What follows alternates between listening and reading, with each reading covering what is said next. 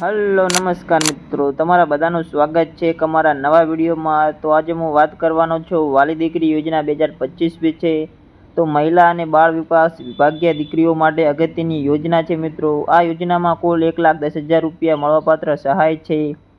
તો મિત્રો આ યોજનાનો લાભ કોને કોને મળવાપાત્ર છે, આ યોજનાનો ઉદ્દેશ્ય શું છે, જરૂરી ડોક્યુમેન્ટ કયા કયા માગેલા છે, તમારે ફોર્મ ક્યાંથી મેળવવું, વર્ષ 2025 માટે ઓનલાઈન અરજી ક્યાં કરવી, જાણી લો યોજના વિશેની સંપૂર્ણ માહિતી અમારી પિન્ટુ વન ન્યૂઝ ચેનલ પર।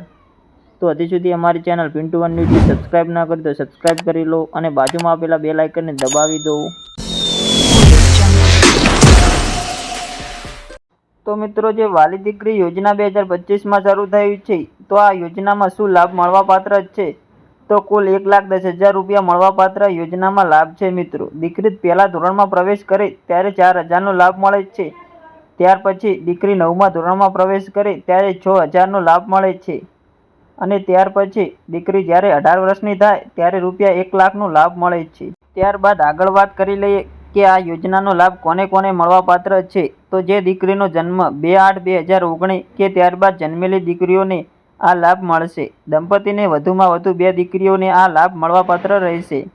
દીકરીઓના જન્મ સમયે માતાની ઉંમર 18 કે તેથી વધુ વર્ષની હોવી જોઈએ। ત્યાર પછી મિત્રો આગળ જોઈએ કે દંપતીને પ્રથમ અને દ્વિતીય દીકરી બંનેને લાભ મળવાપાત્ર થશે, પરંતુ દ્વિતીય દીકરી પછી દંપતીએ સંતતિ નિયમનનું ઓપરેશન કરાયેલું હોવું જોઈએ। પ્રથમ દીકરો અને બીજી દીકરી હોય તો બીજી દીકરીને સહાય મળવાપાત્ર થશે, પરંતુ દ્વિતીય દીકરી પછી દંપતીએ સંતતિ નિયમનનું ઓપરેશન કરાયેલું હોવું જોઈએ।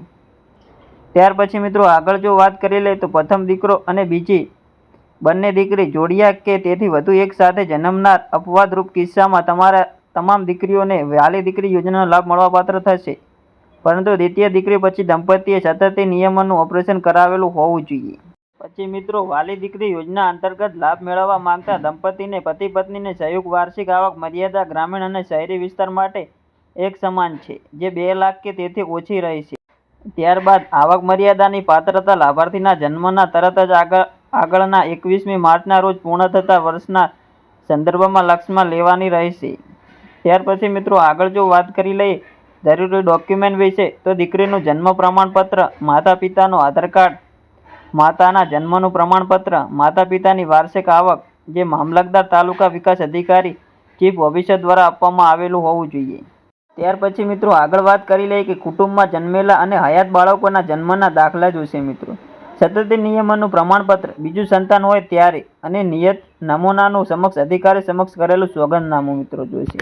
ત્યાર પછી મિત્રો આગળ વાત કરી લઈએ કે આ યોજનાનો ઉદ્દેશ્ય શું છે, તો દીકરીઓનું જન્મનું પ્રમાણ વધારવો, દીકરીઓમાં શિક્ષણનો ડ્રોપ આઉટ રેશિયો ઘટાડવો, દીકરીઓને સ્ત્રીઓનું સમાજમાં સર્વાંગી શક્તિકરણ કરવું, બાળ લગ્ન અટકાવવા।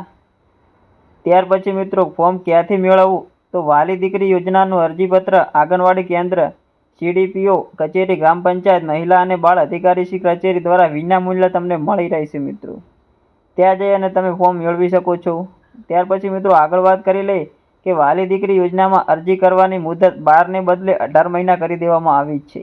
ત્યાર પછી મિત્રો આગળ વાત કરી લઈએ કે ફોર્મ ભરતા પહેલાં PDFમાં આપેલી સૂચના અવશ્ય તમારે વાંચી લેવાની થશે। તો યોજના અંગેની PDF માટે અને ફોર્મના નમૂના માટે અમારી ટેલિગ્રામ ચેનલ અને વોટ્સઅપ ચેનલ પિન્ટુ વન ન્યૂઝમાં જોડાઈ જાઓ। તો આ વિડીયોના ડિસ્ક્રિપ્શનમાં ટેલિગ્રામ ચેનલ અને વોટ્સઅપ ચેનલની લિંક આપવામાં આવી છે, ત્યાં તમે ક્લિક કરી જોઈન થઈ અને યોજના અંગેની PDF અને ફોર્મનો નમૂનો ડાઉનલોડ કરી શકો છો। તો મિત્રો તમને અમારો વિડીયો ગમ્યો હોય તો વિડીયોને લાઇક કરી દો, તમારા મિત્રો સુધી શેર કરી દો, અમારી ચેનલ પિન્ટુ વન ન્યૂઝને સબસ્ક્રાઈબ કરી અને બાજુમાં આપેલા બેલ આઇકન દબાવી દો। મળીએ નવા વિડીયો સાથે। જય હિન્દ, જય ભારત।